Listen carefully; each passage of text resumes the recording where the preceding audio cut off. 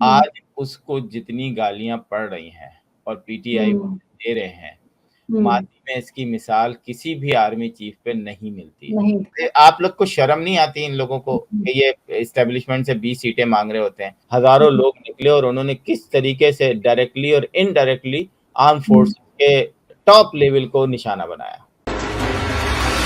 बहस होगी पाकिस्तान और अमेरिका से जुड़े इश्यूज पर, शामिल होंगी नेशनल और इंटरनेशनल खबरें, बात होगी दुनिया के बदलते हालात और बदलती सियासत पर, बनेंगी सेलिब्रिटीज इस प्रोग्राम का हिस्सा और दिए जाएंगे जवाबात अहम सवालों के। Program Pakistan to America with Shaila Khan, capital TV Washington. अस्सलाम वालेकुम व्यूअर्स, पाकिस्तान टू अमेरिका में शाला खान आपके साथ, कैपिटल टीवी वॉशिंगटन से। इस प्रोग्राम में दुनिया की latest top and trending stories शामिल होंगी। पाकिस्तान और अमेरिका से जुड़ी खबरों पर, दोनों मुल्कों की सियासत पर, हालात हाजिरा पर बहस होगी और इन सब पर अपना तजिया पेश करने के लिए मुख्तलिफ गेस्ट हमें मुख्तलिफ मुल्कों से ज्वाइन करते हैं। हमारे साथ मौजूद है इस वक्त कैपिटल टीवी वॉशिंगटन अमेरिका के स्टूडियो से प्रोग्राम वॉशिंगटन नाइट शो के एंकर आसिम सिद्दीकी साहब। अस्सलाम वालेकुम सर। जी वालेकुम अस्सलाम। डॉलर के बारे में खदशात ये है कि 250 से कहीं ज्यादा ऊपर जाएगा, या तकरीबन 250 तक तो चला ही जाएगा। डॉलर रेट वजीर आजम की फौरी हंगामी तवज्जो का तलबगार है। रुपए की कदर को मुस्तहकम करना कोई तूफानी काम या फिर मेरे ख्याल में रॉकेट साइंस बिल्कुल भी नहीं है, और ना ही इसके लिए कोई आलमी मार्केट की जो पाबंदियां हैं उसकी कोई मोहताजी है। जब तक डॉलर के रेट को काबू नहीं किया जाता, आप यकीन कीजिए कि रुपए का जो इस्तेकाम है वो भी नामुमकिन है, और महंगाई को कंट्रोल करना तो और भी तसव्वुर से मुहाल है, मतलब बिल्कुल आप नहीं सोच सकते। इसके एक मामले की तरफ तो हुकूमत को हंगामी तौर पर तवज्जो देने की बहुत जरूरत है। हुकूमत के पास ऑप्शन तो अभी भी बाकी है, जैसे कि रूस से तेल खरीदा जा सकता है, लेकिन इसके अलावा भी हुकूमत के पास एक और सुनहरी मौका था, सुनहरी मौका है, और वो है ईरानी तेल की सूरत में, या ईरानी तेल को खरीदने की सूरत में।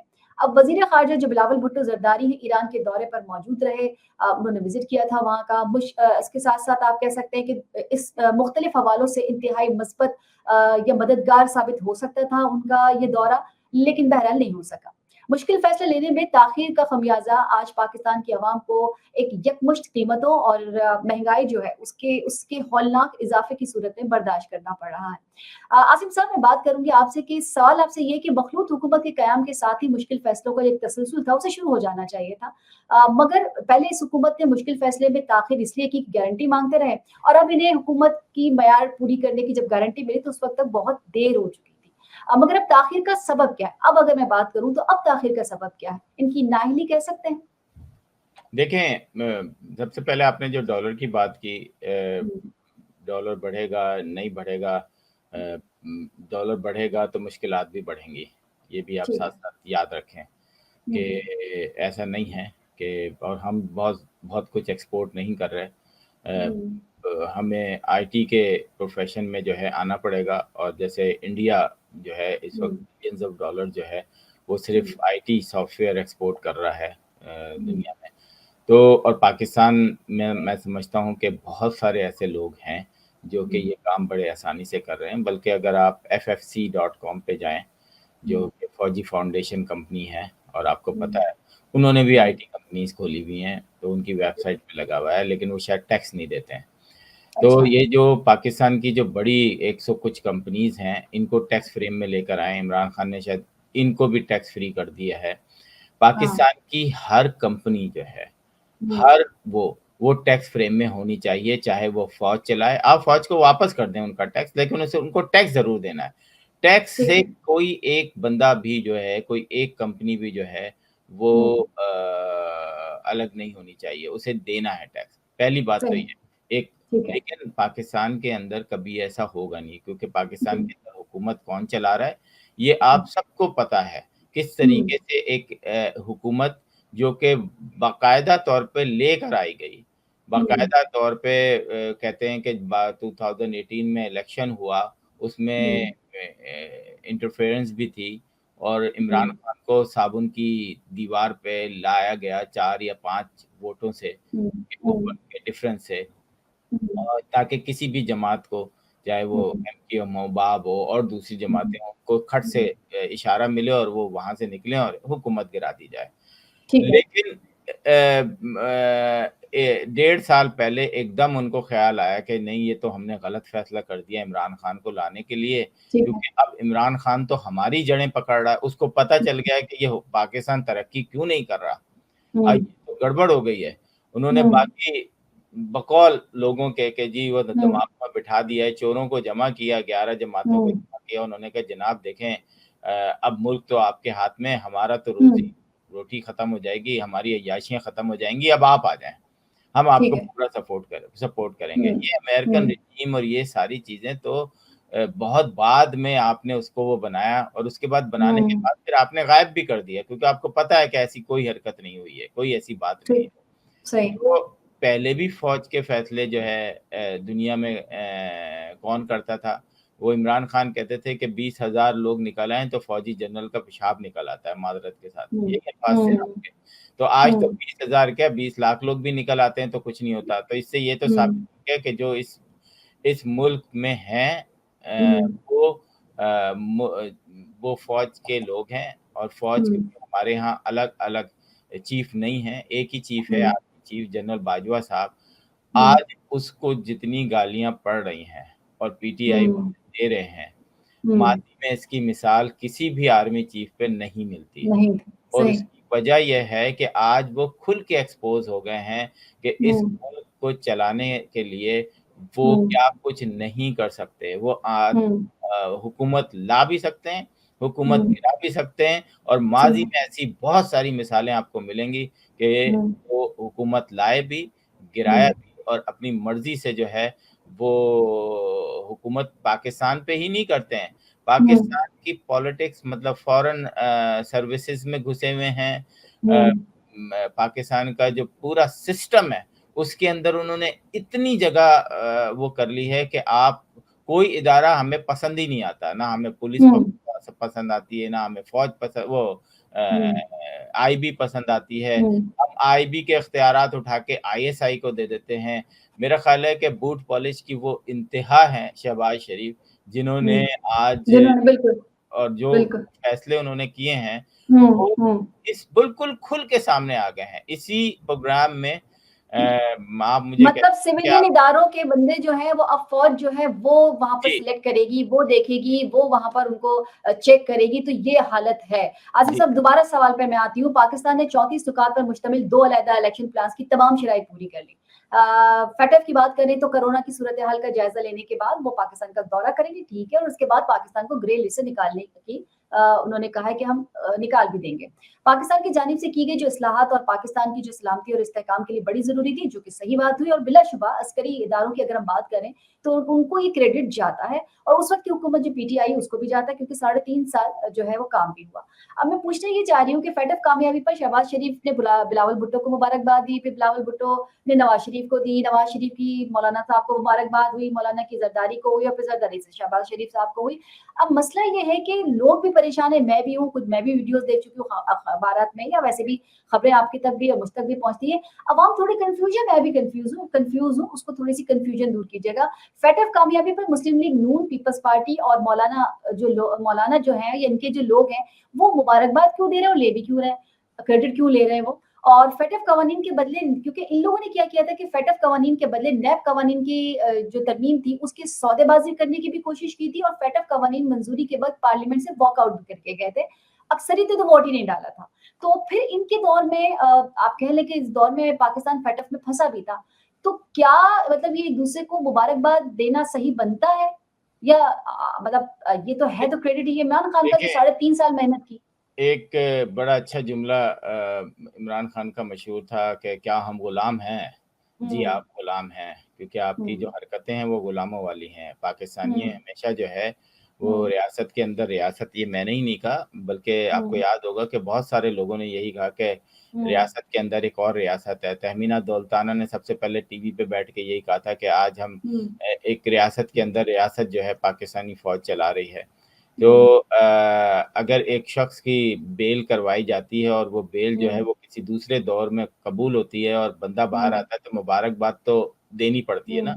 तो इससे परेशान नहीं होगा कि कौन किसके मुबारकबाद दे रहा है। ग्रे लिस्ट पे मैंने मेरा ख्याल है कि काफ़ी काम किया था उस पे।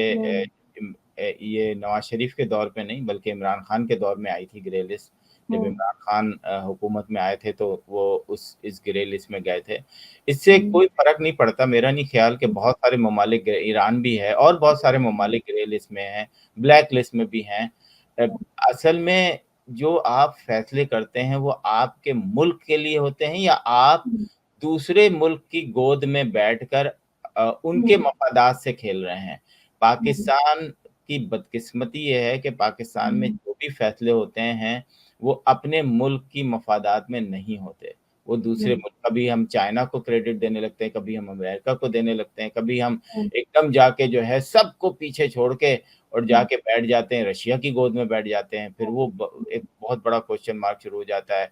अभी यहाँ पर एक व्हाइट हाउस के उस पे सवाल पूछा गया था ब्रीफिंग पे कि पाकिस्तानी जर्नलिस्ट ने पूछा था कि जी इंडिया तो जो है वो तो रशिया से सब कुछ लेता है तो उस पे तो किसी को एतराज़ नहीं होता। तो बड़ा अच्छा उन्होंने जवाब दिया कि इंडिया और रशिया का आज का वो नहीं है, कई देखिए उसका है, कई साल मतलब 40, 50, 60 साल से भी ज़्यादा जो है उनका रशिया के साथ ताल्लुकात हैं। तो बस कहने का मेरा मतलब सिंपल ये है कि जिस दिन आपकी पार्लियामेंट फैसला करने लगेंगी, उस दिन मुल्क के मफादात में फैसले होने लगेंगे, चाहे पार्लियामेंट लंगड़ी, लूड़ी कुछ भी हो, वो ग्रो तो होने देना। मुझे एक बात है, पौधा जो होता है ना वो छोटे से बड़ा होता है, वो ऐसा नहीं होता कि एकदम आप कोई ऐसी खाद डाल देंगे दूसरे दिन जो है वो बड़ा दरख्त बन जाए। हर 10 साल 15 साल बाद जो है आर्मी की डायरेक्ट इन्वॉल्वमेंट होती है आपकी हुकूमत में, वैसे तो इनडायरेक्टली चल ही रही होती है और वो आपको निकाल के बाहर भेज देते हैं, कभी ज़िया-उल-हक ले आते हैं, कभी मुशर्रफ ले आते हैं और कभी साइलेंट कू बाजवा साहब की शक्ल में ले आते हैं। ये मैं नहीं कह रहा, ये आपकी पूरी गवर्नमेंट कह रही है, पीटीआई कह रही है कि आज पाकिस्तान के जो हालात हैं वो एक आर्मी चीफ की वजह से। तो अब क्या करें? ठीक है। आसिम साहब, कराची की मकामी अदालत ने डॉक्टर आमिर लियाकत हुसैन का पोस्टमार्टम कराने का हुक्म दिया। अब आमिर लियाकत हुसैन की कब्रकुशाई और पोस्टमार्टम की दरख्वास्त पर समाअत के बाद ये फैसला किया गया और आमिर लियाकत हुसैन की विरसा की जानिब से अदालत में कोई वकील पेश नहीं हुआ और सरकारी वकील ने ही अदालत में अपने दलाइल मुकम्मल किए और सरकारी वकील ने ही अदालत में मौक़िफ़ अख्तियार किया कि मरहूम के विरसा को किसी पर शक नहीं है और वो पोस्टमार्टम नहीं कराना चाहते। अदालत ने पेशी की गई जो रिपोर्ट थी उसके मुताबिक उन्होंने कहा कि एक्सरे में जो शोल्डर है उसकी हड्डी टूटी हुई है, अंदरूनी हिस्सों का जब तक जायजा नहीं लिया जाएगा, पोस्टमार्टम नहीं होगा, मौत की वजह नहीं पता चल सकेगी। तो मैं सवाल ये करना चाह रही हूँ कि क्या आमिर लियाकत हुसैन की फैमिली, जैसे कि वो नहीं चाहती है, इनका पोस्टमार्टम क्या ऐसे में कब्रकुशाई पोस्टमार्टम जो है वो उसका फैसला दुरुस्त है और माजी में कोई ऐसी मिसाल मिलती है? इस पे बहस बेकार है मेरा ख्याल है कि जब बेनज़ीर साहिबा का पोस्टमार्टम नहीं हो सका, पाकिस्तान के अंदर इतने गंदे कानून हैं, आपने ब्रिटिशर्स जो हैं वो ऐसे-ऐसे कानून छोड़ गए हैं, आपके फ़ौजी कानून अभी तक वही चल रहे हैं, ब्रिटिशर्स वाले अय्याशी वाले कानून चल रहे हैं। जजेस की जो छुट्टियाँ होती हैं 3-3 महीने जो कि वो समुद्री जहाज़ से वो करने जाते थे, तो हम तो गुलाम हैं। मैं इस पे क्या बहस करूँ? मुझे मेरा नहीं ख्याल कि इस पे हमें बहस करना चाहिए कि आमिर लियाकत का वो सही है। हमारी रियासत इतनी कमज़ोर है, हमारी रियासत दूसरे मुल्कों की गोद में बैठ के खेल रही है। हमारी रियासत हमें लगता ही नहीं, या आपको लगता है पाकिस्तान की फ़ौज है? मुझे तो नहीं लगता, मुझे तो लगता है ब्रिटिशर्स अभी तक बैठ के एक ख़ास, मुझे एक बात बता देना कि ईस्ट इंडिया कंपनी के जो ऊपरी जनरल बैठे होते थे, नीचे नीचे कौन होते थे? नीचे यही होते थे ना हिंदुस्तानी, चाहे वो मुसलमान हो, चाहे वो हिंदू हो, चाहे वो सिख हों। जब आपके ऊपर फायरिंग करनी होती थी तो कोई वहाँ से गोरों को तो लाके नहीं, फायरिंग तो आपको यही करते थे ना, पाकिस्तान वही अंदर के लोग होते थे। यही होते थे ना, तो कानून अभी भी उन्हीं का चल रहा है, आप माने या नहीं माने। आप जनरलों की अय्याशियाँ देख लें, आपको तो अभी पता चल गया, ये जो आके जो एक्स आर्मी के लोग हैं, इन्होंने बता दिया है कि हम क्या करते रहे तुम्हारे साथ। ये तो खुली किताब है जिसपे क्या कुछ नहीं हुआ इनके साथ, इनकी पेंशन तो अगर फर्ज फर्ज करें मैं मान लूं ये पोस्टमार्टम भी हो गया, कातिल का जो है वो सुराग भी लग गया, बड़ी अच्छी इन्वेस्टिगेशन हो गई, हालांकि मैं देखूं तो कितने सारे ऐसे केसेस है जिनका सुराग भी नहीं लग सका है। तो क्या कातिल अगर बड़ा सर रसूख वाला निकल आया, किसी बड़े बंदे का, किसी बड़े शख्स का, किसी सियासी पार्टी का वो बंदा निकल आया, सिंध की तो बात मैं आपको कर ही रही हूँ, तो ऐसे में क्या पुलिस जसारत कर सकेगी उसे पकड़ने की? जितनी एफिशिएंसी वो दिखा रही है कि हमें ये पोस्टमार्टम कराना है, क्या उस बंदे पे हाथ डाला जाएगा? क्या इससे पहले बेनजीर साहिबा के कातिल पकड़े गए, लियाकत अली खान के पकड़े गए, अमजद साबरी साहब के पकड़े गए, तो क्या पुलिस ये कर लेगी? उसे अंदाजा है कि मैं सिर्फ पोस्टमार्टम की हद तक ही है। हकीम हकीम सईद सईद बहुत बड़े बड़े कुछ नाम नहीं है। होने वाला, कुछ नहीं होने वाला। मैं आपको बताऊं, ये सिर्फ डराने के लिए होता है। जब किसी पार्टी को आपने डराना होता है कि जी हम तो साबित कर देंगे कोर्ट में, क्योंकि जज भी हमारे हैं, कि जी आप ही के बंदे आए थे और पीपल्स पार्टी के ऐसे राज, सॉरी पीटीआई के ऐसे राज अफशां। और भाई वे पीटीआई के साथ साथ फिर हो सकता है आमिर लियाकत ये भी बता देते कि उनके जनरल कर्नल से कितने वो थे। हमारा अब ये हाल है कि टीवी का एंकर जो है ना, उसको खबरें जो है ना, कोई या तो रिटायर आर्मी का ऑफिसर या वर्किंग ऑफिसर वो हिडन तरीके से बता रहा होता है। वो ऐसे अंदरूनी खबरें होती हैं कि आप सुने और आप उससे पूछें तुम्हारी औकात 2 कौड़ी की नहीं है, ये इतनी इंपॉर्टेंट खबर तुम्हें दी किसने? आज मुझे जीएचक्यू के अंदर के कमरे की खबर मैं चलाता हूँ तो लोग मुझसे पूछेंगे ना कि भाई तुम ना पाकिस्तान में रहते हो, मैं कैसे बताऊं? तुम्हें कैसे तुम्हें पता? कैसे पता? इसका मतलब है कि मैं किसी की गाइडलाइन ले रहा हूँ। सोर्स, मैं अपनी सोर्स नहीं बताऊंगा, हमारी सोर्स है, सोर्स का नाम नहीं पूछ सकते सोर्स आप। पाकिस्तान यही में तो है ना कि जो source- बॉर्डर पे लड़ने चाहिए, जो हाँ, बॉर्डर पे होने चाहिए, वो आके सोर्स फराहम कर रहे हैं न्यूज का। आईएसपीआर अपना एक पैरेलल चैनल खोल लेता है, जो कि पाकिस्तान का पीटीवी मौजूद है। पाकिस्तान वो पीटीवी गवर्नमेंट का मौजूद है। है ना एक। हाँ, हाँ, ठीक है। अगर आपने अरबों रुपए ड्रामों में लगाने हैं, करोड़ों रुपए ड्रामों में लगाने हैं, तो आप पीटीवी को सपोर्ट करें ना, अपने टीवी चैनल को सपोर्ट करें ना। आप प्राइवेट चैनल्स को क्यों सपोर्ट करते हैं? आप जियो को क्यों करते हैं? आप एआरवाई को क्यों करते हैं? लेकिन इनसे पूछे कौन? मसला ये है कि इनसे सवाल पूछे नहीं कर कौन? सकते। ये अब्बाजान बने हुए हैं। सवाल नहीं कर सकते ना, सवाल नहीं कर सकते। बिल्कुल। अब मैं अगर आपको इमरान खान की बताती हूँ कि इमरान खान ने गुज़िश्ता दिनों एक वीडियो प्रोग्राम, अब आपको वीडियो पैगाम तो 19 कल दिया था उन्होंने, परसों दिया था उन्होंने, एहतजाज की कॉल दी और उसके बाद उन्होंने वीडियो लिंक के ज़रिए लोगों को कहा कि जी सड़कों पे निकल आए, फिर एहतजाज हुआ और वो उसी पे हुआ जो कि अमूमन ज़ाहिर ऑपोज़िशन करती है। पेट्रोल और मसनूआत जो थी उसकी कीमतें बढ़ी हैं, हालिया इज़ाफ़ा जो हुआ है। अब पाकिस्तान भर में बड़े पैमाने पर शदीद एहतजाज भी हुआ, जैसे कि हमेशा होता है, वो निकाल लेते कुछ ना कुछ लोगों को तो। लेकिन इस दफ़ा जो एहतजाज हुआ था उसमें साबका जो एहतजाज था उसमें एक बड़ा वाज़ेह फ़र्क ये था कि एहतजाजी मुज़ाहिरीन ने अपने नारों और प्ले कार्ड्स के ज़रिए हुकूमत के अलावा जो न्यूट्रल्स है, पाकिस्तान में तो अब यही टर्मिनोलॉजी जो है यूज़ की जा रही है, न्यूट्रल्स के खिलाफ भी सख्त रिएक्शन देखने में आया। सवाल मैं आपसे ये कह रही हूँ कि इमरान खान से बैकडोर राब्ते इलेक्शन की राह को हमवार कर रहे हैं, क्या ये सही है बात? और मौजूदा माशी बहरान का हल अगर मैं पूछूँ, तो क्या वो इलेक्शन में है या अगर ये हुकूमत का तसलसल है तो उसमें है? क्योंकि बड़े ज़ोर शोर से हर दफ़ा बात की जाती है कि जी इलेक्शन हो जाए तो ज़्यादा अच्छा है। तो पहले तो मुझे ये बताइए कि क्या वाक़ई बैकडोर राब्ते हो रहे हैं इमरान खान के? देखिए फौज से एक जिस बात, तरह से ये हमारा प्रोग्राम अब रिकॉर्ड हो जाएगा और माजी का हिस्सा भी बन जाएगा। Imran Khan is finish, done, no ठीक है। मोर इमरान खान। हुँ, कोई भी इस्टेब्लिशमेंट इतने स्ट्रॉन्ग कैंडिडेट को कभी भी हुँ, दोबारा मुतारफ नहीं कराएगी, ये बात ठीक है, याद रखें। ठीक है। क्योंकि उनको अपने लाले पड़ जाएंगे, हुँ, उनको अपनी मुसीबत पड़ जाएगी कि अगर हम इमरान खान को दोबारा लेकर आते हैं तो हुँ, फिर आपको 15,000 अरब रुपए नहीं मिलेंगे। हुँ, हो सकता है आपको 4,000 अरब मिले, आपकी हुँ, आर्मी को जो है वो 6-8 लाख से जो है वो 3 लाख कर दी जाए। आपको जो रिटायर लोग हैं उनके नंबर्स ऑटोमेटिकली कम हों, क्योंकि हुँ, हमें नहीं पता कि कौन किसको कब कितने पैसे दे रहा है। ठीक है। तो कभी भी इमरान खान का चैप्टर क्लोज हो चुका है। यस, अच्छा, अच्छा हाँ, हाँ, कहिए, कहिए, बिल्कुल। अब बूट पॉलिशों का वो है। बूट अच्छा, पॉलिश जो हैं वो नवाज़ शरीफ को मैं अभी तो कुछ नहीं कहूँगा क्योंकि वो हुकूमत में नहीं है, शहबाज सही। शरीफ हैं। माज़ी हुँ, में भी ये बूट पॉलिश ही मशहूर थे।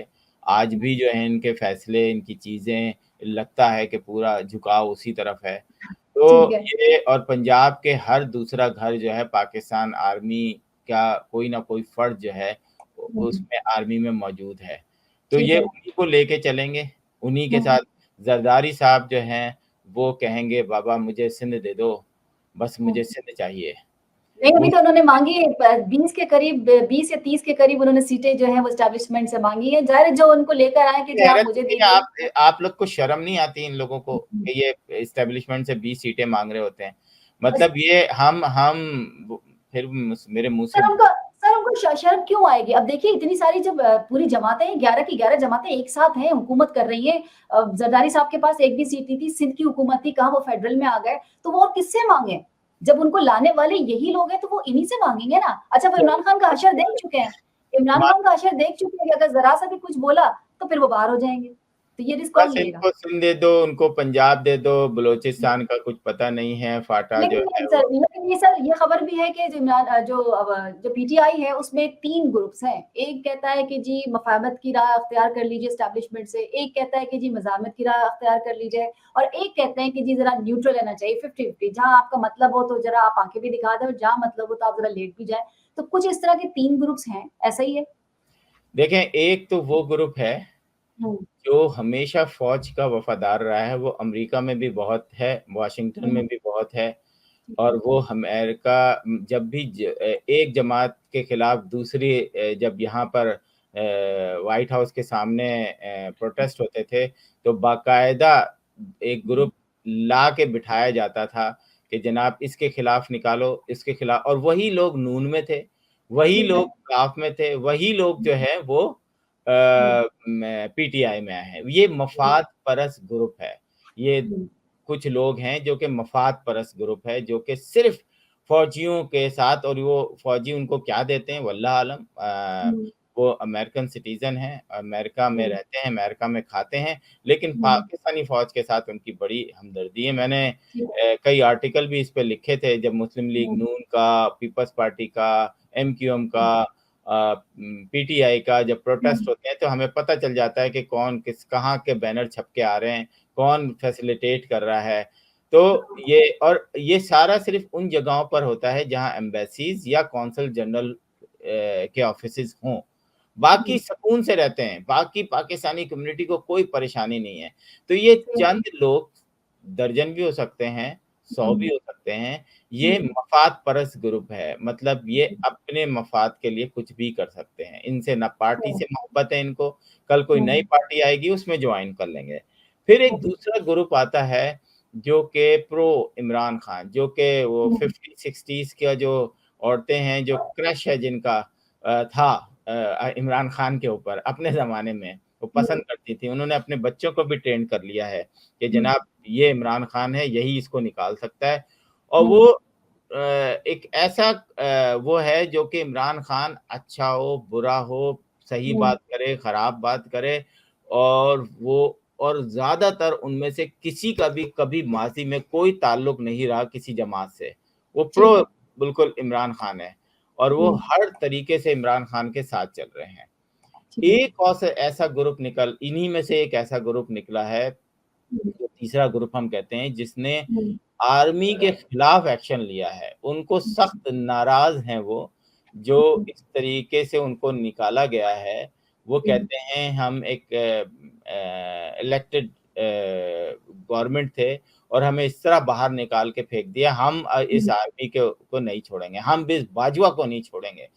हुँ, पाकिस्तान की तारीख में आज तक हुँ, हुँ, कभी भी आर्मी चीफ को इतनी गालियाँ नहीं पड़ी जितनी पीटीआई के इस ग्रुप ने दी हैं, और सही। उसमें रिटायर ऑफिसर शामिल हैं, रिटायर ऑफिसर्स की बीवियाँ शामिल हैं। और हुँ, वो सोशल मीडिया, चाहे वो यूट्यूब हो, ट्विटर हुँ, स्पेसेस हो, फेसबुक हो, फुल इस्तेमाल कर रही हैं, और एक ऐसी नफ़रत पाक फ़ौज के खिलाफ जो है, वो है हुँ, उनकी, जनरल्स के खिलाफ है, और हुँ, कहीं-कहीं वो बिल्कुल सही नज़र आते हैं, और कहीं-कहीं वो पाकिस्तान के इस हसास इदारे के अंदर जिस तरह काम होता है, वो भी हमें बता हुँ, रहे होते हैं कि जी इस तरह होता है, वो इदारे इस तरह हमारे साथ कर रहे हैं, जो कि उनको नहीं बताना चाहिए।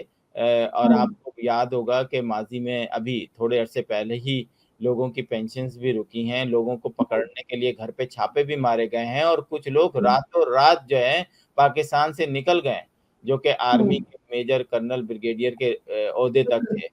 तो ये भी एक नई चीज़ है और मेरा ख्याल है कि क्रेडिट ये वाला जो क्रेडिट है गोज़ टू इमरान खान कि उसने लोगों को कम से कम ये बता दिया है कि पाकिस्तान के कुछ जर्नल जो हैं, वो पाकिस्तान के खिलाफ ही काम कर रहे होते हैं, वो पाकिस्तान के साथ नहीं होते।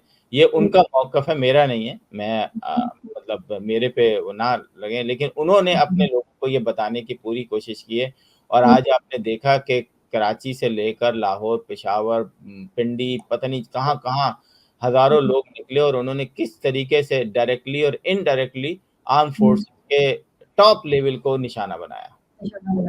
बिल्कुल। आसिम साहब बहुत कम वक़्त रह गया है, तो मैं चाहूँगी इससे पहले कि आप लास्ट कमेंट करें, एक आंसर देते हुए जाइएगा, कमेंट करते हुए जाइएगा बहुत मुख्तसर सा। सदर आरिफ अलवी जो है उन्होंने पाकिस्तान तहरीक-ए-इंसाफ की गुज़िश्ता हुकूमत की जानिब से जो इलेक्ट्रॉनिक वोटिंग मशीन जो थी और ओवरसीज़ पाकिस्तानी जो थे ओवरसीज़ वोटिंग से मुतालिक जो मुतनाज़ा तरमीम थी, उसे ख़त्म करने का जो बिल था, उस पे बगैर दस्तखत के वापस कर दिया। वो बाद में खैर मंज़ूर हो गया था, वो एक अलग बात है। लेकिन स्पीकर पंजाब की अगर मैं बात करती हूँ, इन्हीं चौधरी परवेज़ इलाही की, तो इधर सूबे में गवर्नर की जानिब से जारी ऑर्डिनेंस और तमाम नोटिफिकेशंस को लाहौर हाई कोर्ट में चैलेंज कर दिया है।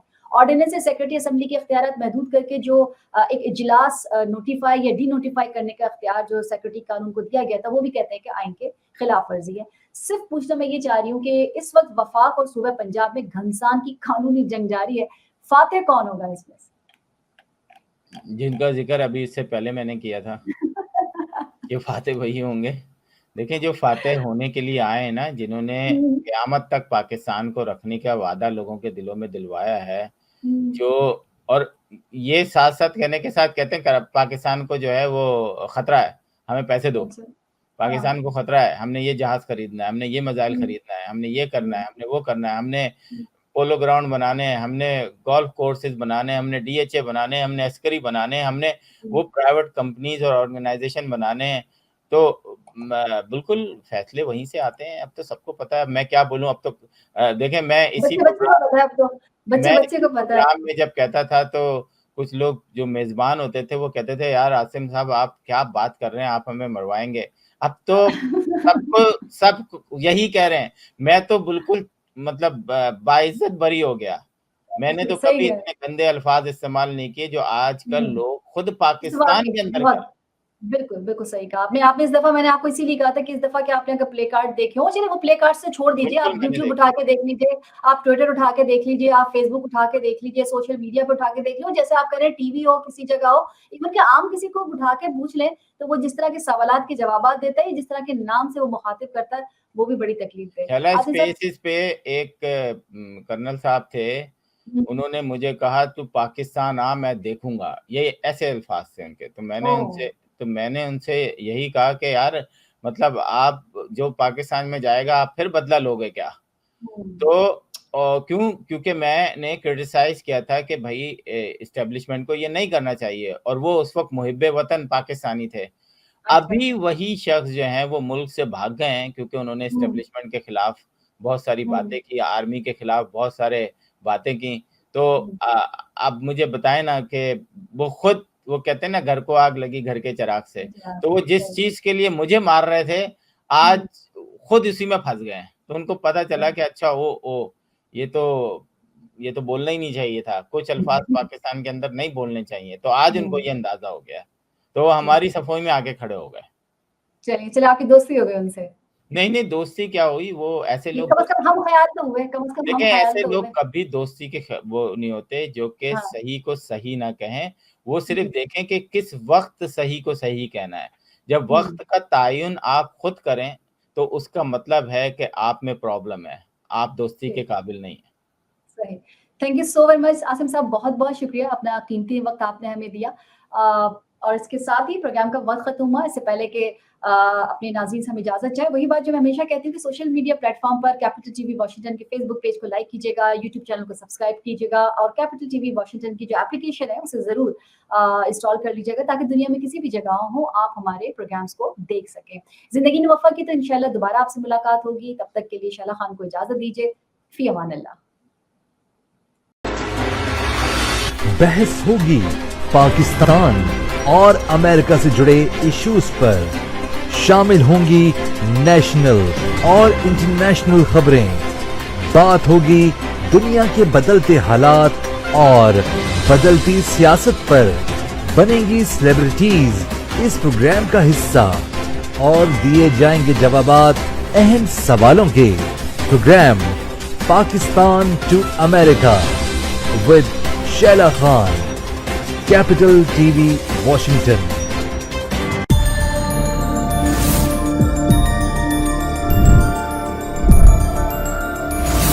You are watching Capital TV Washington. The best South Asian TV channel in North America.